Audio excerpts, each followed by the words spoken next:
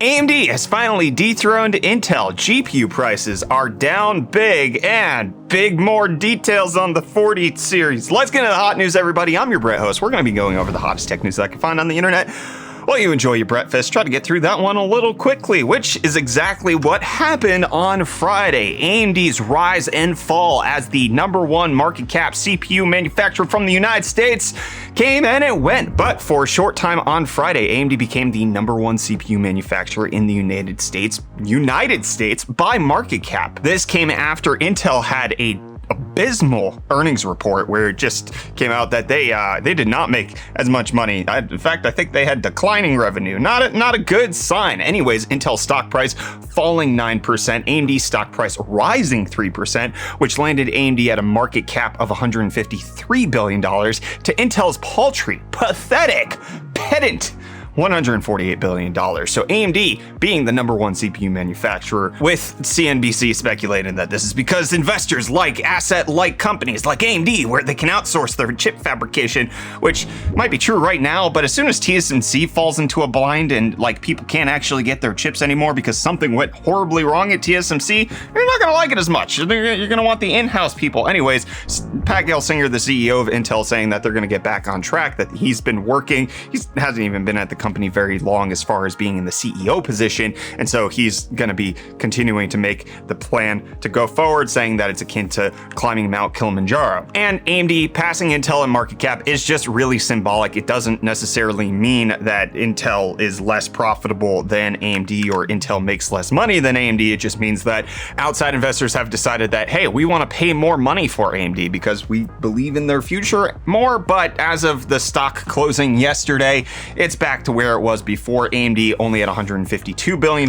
with Intel back up, closing up 2% on the day to be at $165 billion. So that gap closing, Intel being worth more now, but it does show that the tides have shifted. If you had talked several years ago about AMD beating Intel in market cap, that wouldn't have been a thought that people would have respected, but we are here now. AMD obviously making good chips, obviously making good strides in both the CPU and GPU department, and with the CEO Lisa Su at the helm, it does appear like they do have a bright future ahead. I'm also excited for Intel's future. Okay, I think that once we get past some of the stuff that Pat Gelsinger didn't really directly manage, like Alder Lake and whatever's coming out next, Raptor Lake, I think once we shift past this and we go a little bit further on, we might start to see the effects of having an engineer as the CEO and see what can potentially be done with Intel's potential. But let me know what you think of that. Who you throwing your money at if you're a betting stock person? Let me know down below in the comments. And in case you want to throw drivers at your GPU because you want AMD's noise suppression, which is akin to NVIDIA's RTX voice, this got released in a driver update for AMD GPUs last week. Well, now there's an unofficial one out there, which just want to put out a warning there.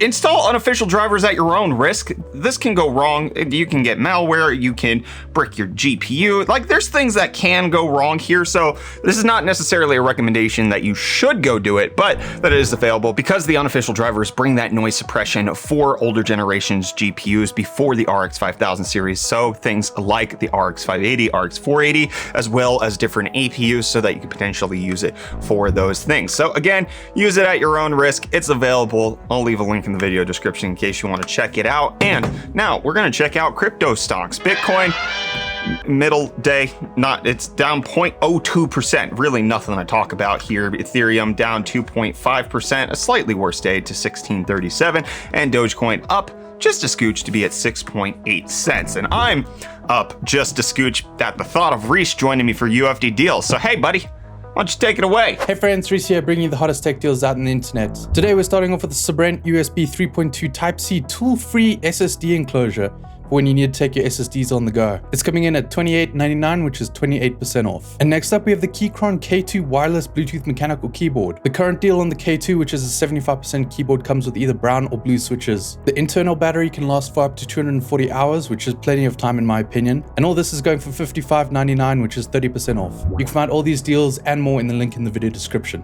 Back to you, Brett. I could tell he doesn't watch hot news because he doesn't even try to like keep the banter going. Like, I actively make an effort to like segue into him, and he's just like, hey everybody, UFD Deals Reece here. One day we'll have a conversation that's fake, but real in my heart. And what's also real in my heart are ads. You want to advertise on my chest? Well, it's available. I've got tattoos on my butt because of advertising for raising money for curing my son's rare disease. So why not tattoo my heart? Probably because I'll die. Anyways, getting into that, Apple is going to add more ads to their App Store homepage to make it so that they can advertise to you more, with Apple famously bragging that they will never invade your privacy to serve you ads, but they're now going to have more ads on their Today homepage at the search tab in the search results, and that Apple search ads provide opportunities for developers of all sizes to grow their businesses. So you want more ads on the Apple App Store for the apps on Apple? Well, you're getting it. The abs. I should get advertising in my abs. That's the right move. I'm making good decisions here on today's hot news, and Discord actually making a legitimately good decision to rebuild their Android application, because it turned out that a lot of their features were coming out only to iOS and then being delayed on the Android release, and that was because they built them on two different platforms, iOS being built on React Native and Android being built on something else. But now it is being built on React Native so that updates can come out to both of the apps on both Android and iOS simultaneously, and this should be good for the vast majority of users who actually use Android. I didn't know this was a thing. I haven't used Android in many moons. But good, better ecosystem for all is a good, better ecosystem for all. Which GPU prices? Let's talk about them. Because 3D Center came out with their latest price chart, which gives us a good pricing indication of GPUs over in Germany, which helps us to see broad trends. It can't obviously be replicated one for one in everybody's countries. I've heard your comments. I get it.